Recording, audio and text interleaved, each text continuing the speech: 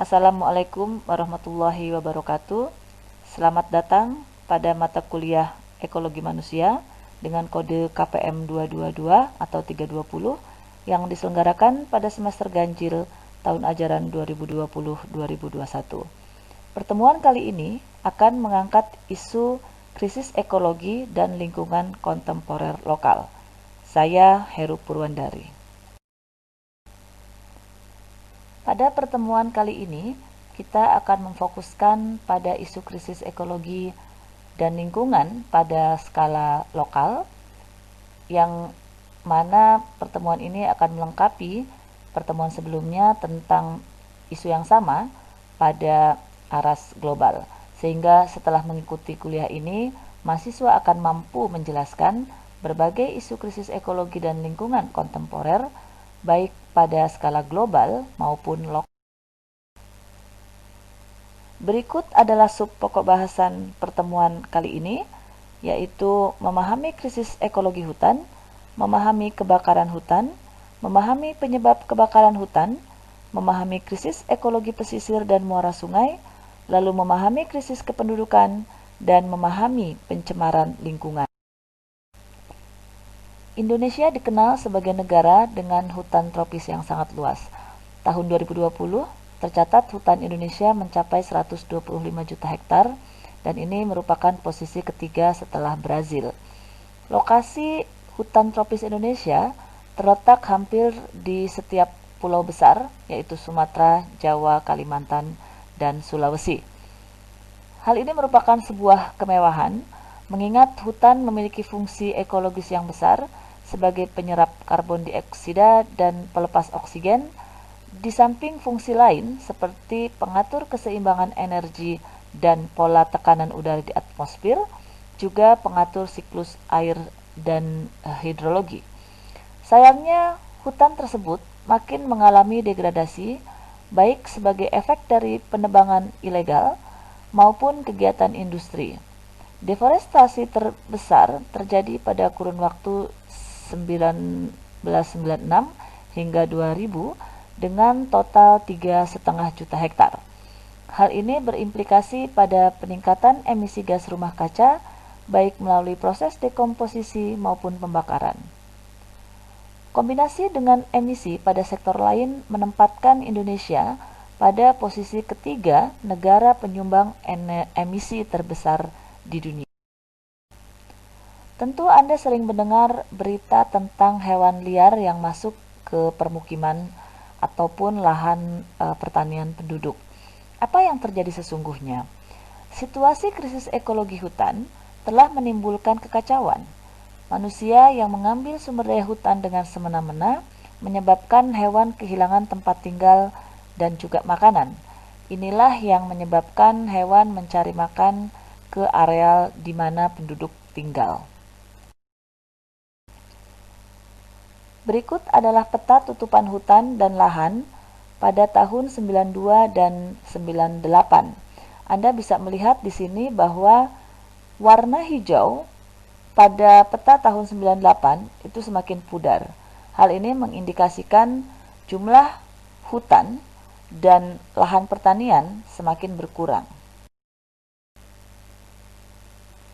Slide berikut berisi diskusi tentang aktivitas pembakaran hutan pada masa lampau dan masa kini. Nah, kita bisa lihat bahwa membakar merupakan bagian dari budaya petani masa lalu untuk tujuan membuka lahan pertanian. Perbedaan mendasar dengan karakter pembakaran hutan pada masa kini adalah pada skala pembakaran dan dampaknya. Petani masa lalu membakar pada areal yang relatif sempit dan tidak secara signifikan menimbulkan deforestasi.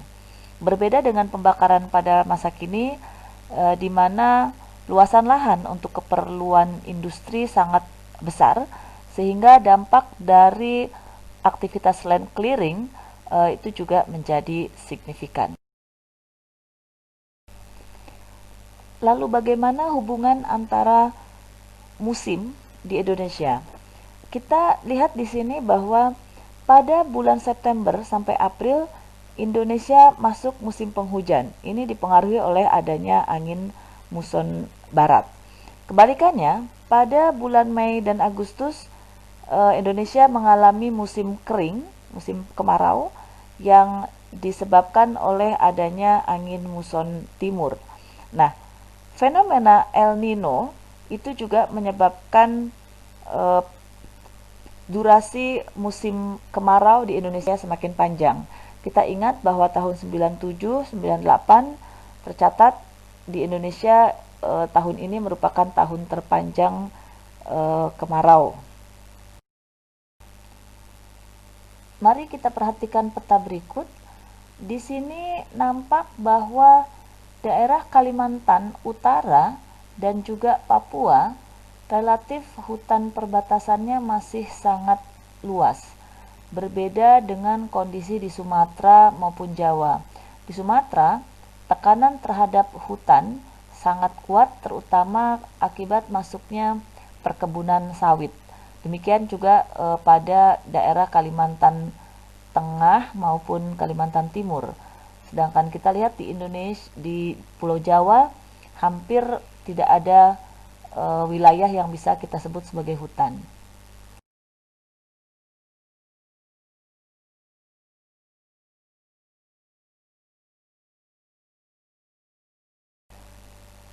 Pengaruh El Nino sangat terasa pada kebakaran hutan. Tahun 1982, kemarau panjang telah menghancurkan 3,2 juta hektar hutan dan puncaknya pada tahun 1997-98 di mana kemarau panjang dan juga aktivitas pertanian skala besar menyebabkan hilangnya hingga 9,7 juta hektar hutan. Memang situasi tersebut telah mendorong beragam strategi dalam rangka memprediksi sekaligus memonitor titik api sebagai penyebab kebakaran. Sayangnya, berbagai pendekatan tidak cukup efektif memperkuat kemampuan pemerintah untuk mencegah dan menghentikan kebakaran. Misalnya, homogenisasi tanaman. Ini memicu kebakaran hutan makin menjadi, ditambah praktek-praktek pembukaan lahan yang masif demi mendukung aktivitas pertanian untuk kepentingan industri dan biofuel.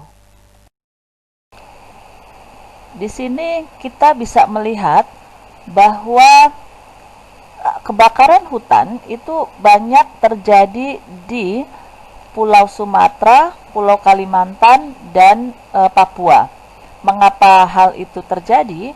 Karena memang 3 pulau besar itu memiliki luas kawasan hutan yang cukup tinggi. Tapi kita perhatikan di sini bahwa intensitas kebakaran sangat besar terjadi di Sumatera dan Kalimantan ya dibandingkan di Papua. Jadi ini merupakan efek dari kegiatan industri ya, kegiatan pertanian yang berorientasi industri.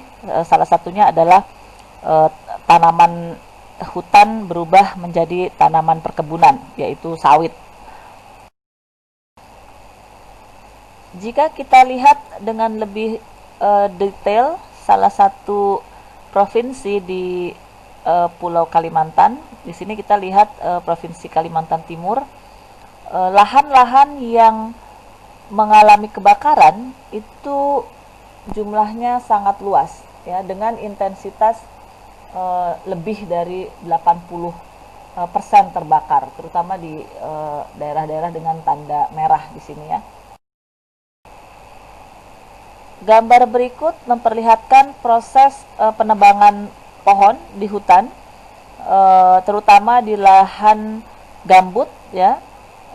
Lalu juga ini merupakan kegiatan pembentukan kanal-kanal untuk persiapan pembukaan lahan untuk tanaman sawit ya. Ini diperlihatkan dengan tanda merah di sini.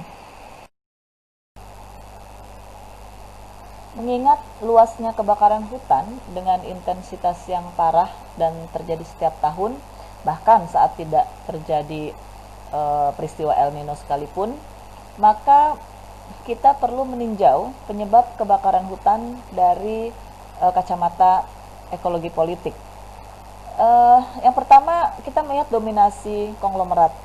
Nah, dominasi para konglomerat pada industri sekaligus birokrasi membuat kelompok pengusaha ini memiliki hubungan yang erat dengan politisi sehingga seringkali kebal hukum. Pada tataran kebijakan, terjadi kegagalan dalam menentukan standar manajemen pengelolaan hutan. Ini yang kemudian menyebabkan hampir 75% kawasan Indonesia didefinisikan sebagai kawasan hutan, sementara ada sekian orang manusia yang tergantung pada kawasan tersebut menjadi terganggu hak dan sistem penghidupannya. Dari sisi manajemen teknologi pengelolaan alam, Indonesia masih kurang dalam hal memprediksi misalnya kapan musim kemarau panjang akan terjadi dan bagaimana merespon situasi alam yang demikian. Dampak dari kebijakan pengelolaan hutan yang tidak pro terhadap lingkungan atau konservasi, kita bisa lihat pada peta berikut. Di sini peta menampilkan satu situasi di mana terjadi tumpang tindih antara izin konsesi pertambangan, dalam hal ini konsesi tambang mineral dan batu bara, juga ada konsesi tambang minyak dan gas, dengan lahan-lahan yang didefinisikan sebagai lahan kehutanan. Ya, di sini lahan kehutanannya ada yang dalam bentuk hutan alam, dalam bentuk HTI, bahkan juga izin usaha untuk pengelolaan perkebunan. Ini adalah foto yang memperlihatkan limbah sisa pertambangan. Ya, ini adalah lumpur yang kita bisa temukan di Kabupaten Timika.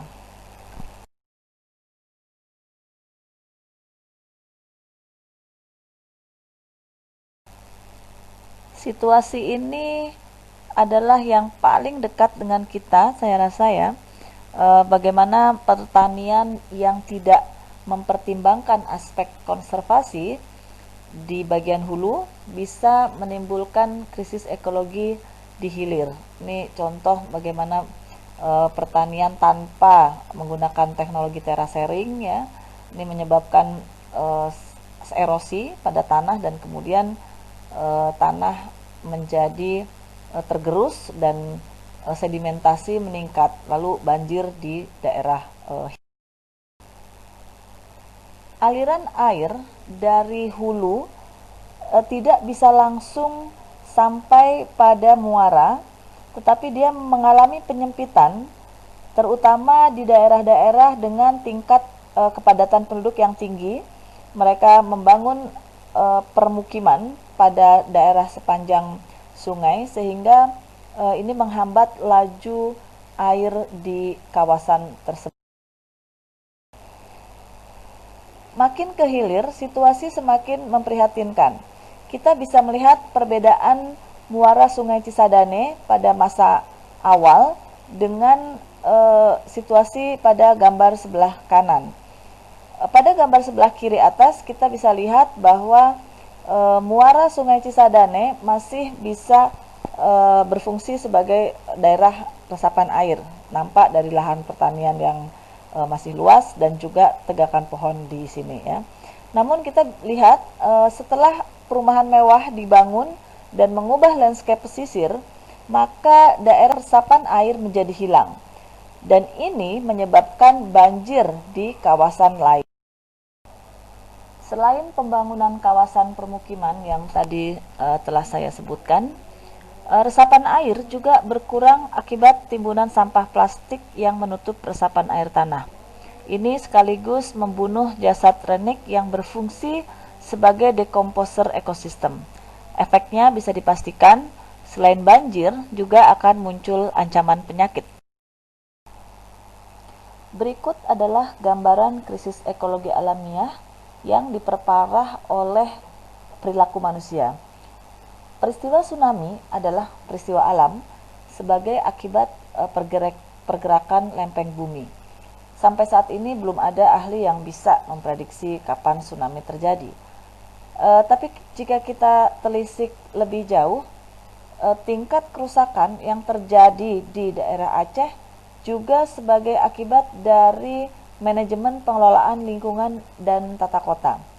Struktur ruang kota Banda Aceh sebelum tsunami adalah tipe konsentris yang terlihat dari pemusatan aktivitas dan kepadatan baik penduduk maupun bangunan pada kawasan pusat kota. Juga disebutkan bahwa struktur kota demikian itu menciptakan banyak lorong dalam tanda kutip yang menjadikan alur air makin deras meluncur menjauh dari kawasan pesisir. Ini adalah gambaran tentang krisis ekologi yang disebabkan karena ulah manusia. Ini menceritakan bagaimana banjir Sungai Bohorok tahun 2003 sebagai akibat dari penebangan hutan di kawasan hulu yang kemudian menyebabkan banjir bandang dan menghancurkan kawasan permukiman di daerah hilir. Situasi yang sama ini juga pernah terjadi di Cigudeg ya, awal tahun 2020. Anda bisa lihat di situ permukiman banyak yang hanyut, bahkan juga kendaraan-kendaraan beberapa di antaranya juga hanyut. Nah, ini gambaran real bagaimana hulu dan hilir ini memiliki keterhubungan yang sangat erat. Berikut adalah referensi yang bisa Anda baca untuk melengkapi pemahaman terkait konteks isu krisis lingkungan di aras lokal. Anda bisa baca di sini juga bisa menjadi bahan untuk berdiskusi. Demikian penjelasan tentang topik krisis ekologi. Terima kasih, selamat berdiskusi.